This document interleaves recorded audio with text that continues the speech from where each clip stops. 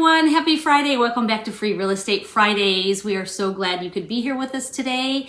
This is officially our last Free Real Estate Friday for 2022. I cannot believe that a new year is upon us. But in honor of that, I thought that today we could talk about our junk drawer.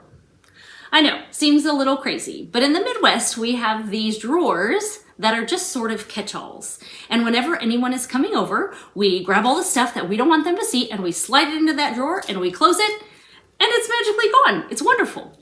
So I thought about that, and really the connection there comes when we think about the junk drawer of our heart and how all of the things that we don't want people to see, that we keep hidden from the world to sort of put on this facade, really becomes a blockage in our heart between us and Christ. And so I have a special guest for you here today who is going to chat with us a little bit about a time when there was that blockage and what she did to clear it up. So I hope you enjoy that. If you have not met my mom before, this is Grandma Dolly.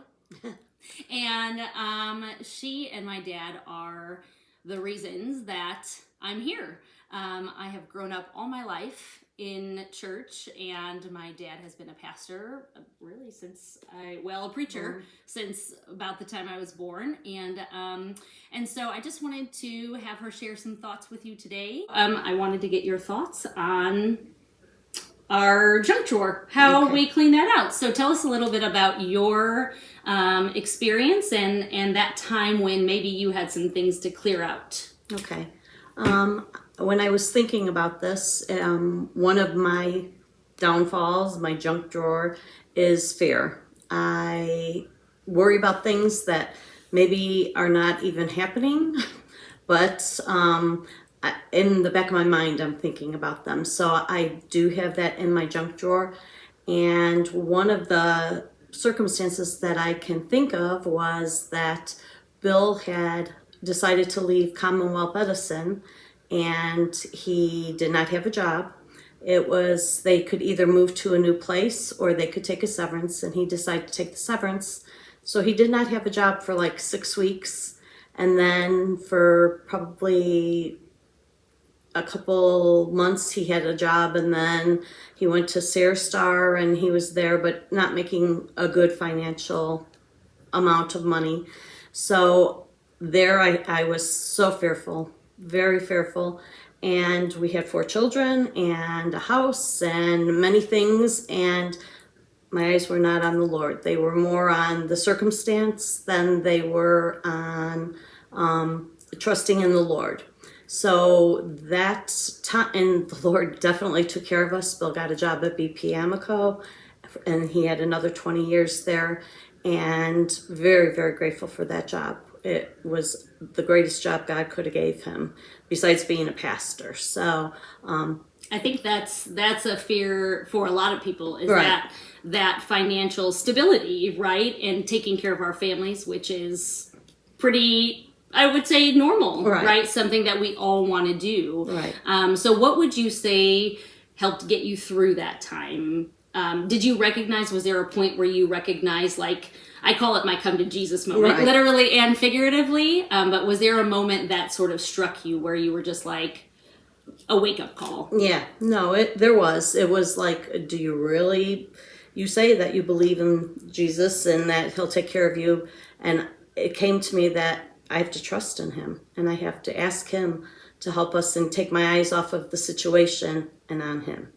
And once I did that, all the pieces fell together, and everything was okay. Sometimes it feels like he's waiting for us to have that moment. Right. Like, I'm going to show you, but I'm waiting for you to be ready for me to show you. Yeah. And sometimes do you ever feel like, why'd I wait so long? Yes, yeah, definitely. Like, oh, this could have been easier so much sooner, but here we are. So, and it reminds me too of like when Peter walked on the water, and then when he took his eyes off of Jesus, he fell, and then So that it kind of correlates with that. Yes, yeah, that's absolutely Perfect. Yep. So did you have any particular verses that sort of brought you back or grounded you or gave you comfort during that time? Yeah.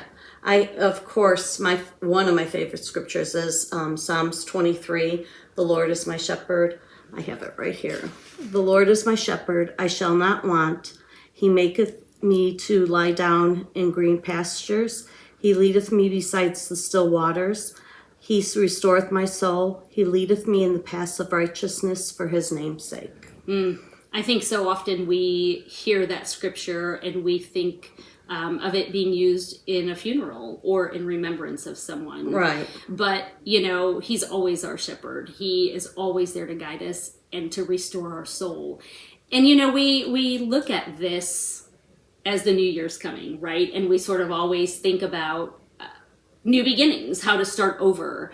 But with the Lord, there's never a date required. Right. We can really do this all year long and think about, when we slip and we fall, how to get back up. Right. And so I think this verse, doesn't have to be pigeonholed into that one ceremonial type thing. It really is something we can use all the time. Yep. Awesome. And then the other one is Romans 8:28. And let me get that real quick for you. Sorry. You're fine. And we know that all things work together for good to them that love God, to them who are the called according to his purpose. And I've used that just recently with somebody else to give them comfort during times and tell them, you're one of God's children. He's going to take care of you. Yeah, and I think that is an awesome point, because when we go through difficult times, sometimes, it's natural for us to ask why. Right. Why do I have to go through this? Why am I enduring this? But you sort of just hit the nail on the head. When we go through these things, and these verses are what our comfort is, and they're what support us, we then are able to turn around and help other people who, are going through difficult times, and it gives us the ability to be a witness to them, which is really what Christ has asked us to do. Right. Right. So, yep. Well, thank you so much. Okay. I appreciate it. Love I you. enjoyed it. Love you too. So I don't know about you, but I think she was wonderful. I may be a little biased, but that's okay. So, just to sort of recap some of the things that might be that blockage in our junk drawer, in our heart, kind of taking up the room where Jesus could be, include things like anger, lusts, whether they're relational or financial, hurt that we just haven't figured out how to get over, our desire for success or our desire for acceptance, and sometimes just pure entertainment, things that we have our eyes on that are taking away from our relationship with Christ. And so my friend Trudy sent me this verse today, and I thought it was a perfect fit with where my thoughts had kind of been. And it was from Matthew chapter 10 and verse 16, and this is what it said. Behold, I send you forth as sheep in the midst of wolves. Be ye therefore wise as serpents and harmless as doves. God knows exactly what is out there in the world waiting for us. And I think if we focus on him and we allow him to take up the most room in our hearts, that is when we will find the most success. That is when we will be our best.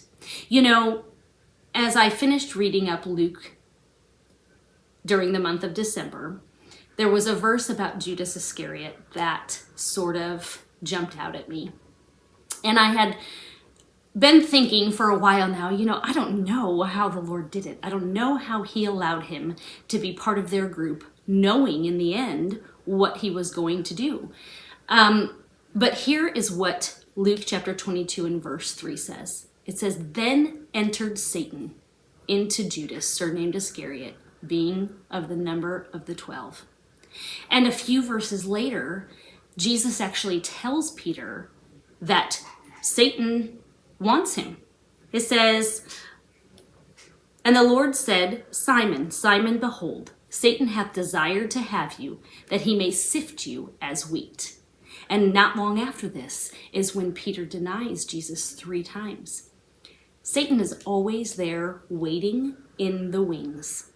And if we give him that opportunity, if we don't clear out the junk drawer, if we don't take inventory of what's in there, it's really easy for the serpent to sneak in and for us to not even realize.